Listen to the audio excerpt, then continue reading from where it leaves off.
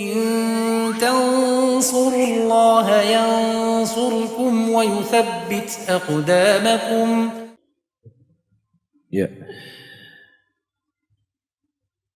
Ustadz, bagaimana cara agar kita merasa diawasi oleh Allah Subhanahu wa taala? Terkadang saat sendirian godaan untuk berbuat maksiat sangat besar.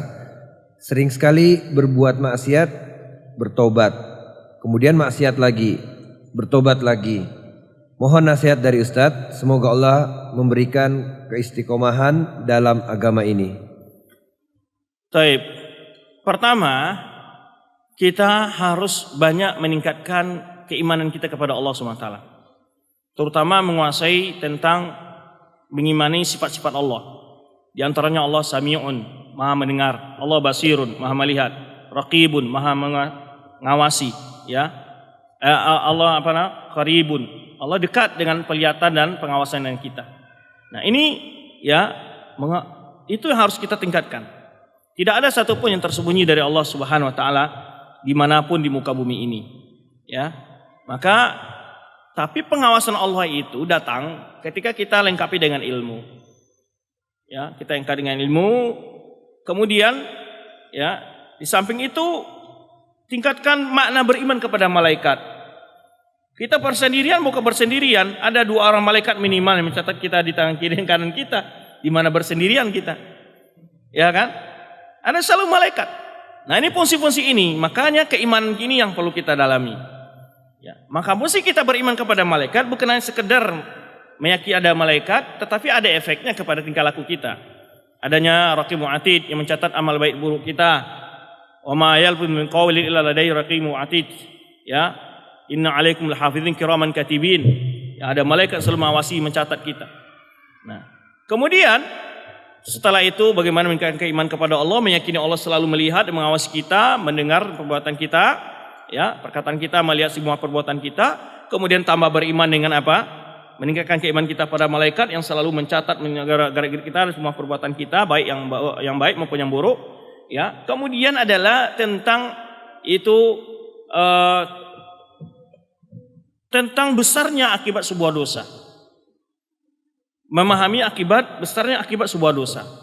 Bahwa yang rugi itu adalah kita sendiri. Kerugian dalam berbuat dosa itu bukan hanya pada materi, ya, tetapi kadang-kadang pada fisik dan pikiran kita dan jiwa kita. Karena orang yang berbuat dosa jiwanya sangat mudah tergoncang. Ya.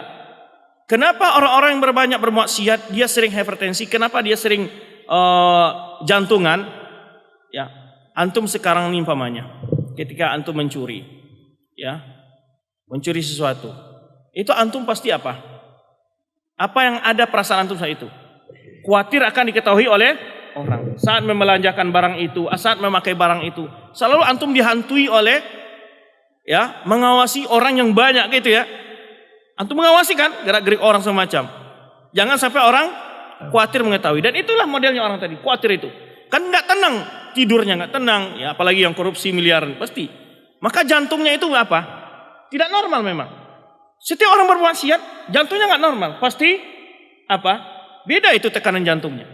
Itu kalau kita bicara kesehatan, ya. Padahal dosa bukan hanya seperti itu, tapi efek dari dosa itu, Ibnu Qayyim dalam kitabnya Ajaul Kafi Mansal Anda Asyafi itu menerangkan efek dosa itu. Efek dosa itu bisa kepada fisik manusia. Disebutkan oleh Ibnu Qayyim contohnya apa? Sampai ada manusia yang hampir-hampir bentuk binatang karena dia melakukan dosa, yaitu yang biasa dilakukan oleh sejenis binatang itu. Makanya kenapa orang Yahudi itu ada yang dirubah oleh Allah menjadi babi dan kera? Kenapa?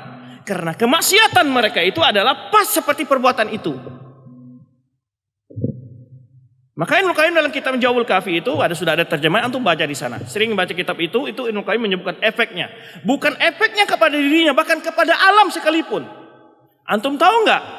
Tempat yang diazab oleh Allah Subhanahu wa taala itu airnya aja nggak boleh diminum.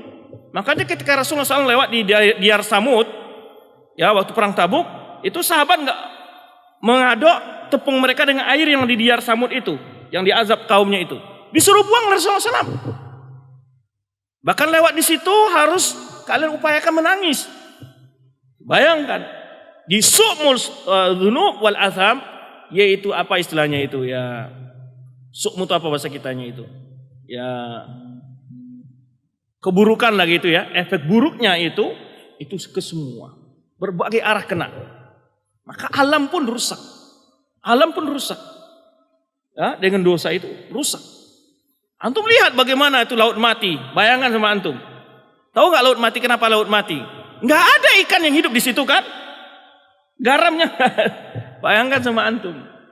Efek dosa itu luar biasa ya ikhwan. Ya. Maka efek dosa itu jangan dianggap enteng oleh antum. Efeknya luar biasa. Ya, maka dari itu kita mohon kepada Allah, selalu bertobat kepada Allah, apapun dosa terulang selalu aja bertobat kepada Allah Subhanahu wa taala. Ya. Wallahu a'lam bishawab.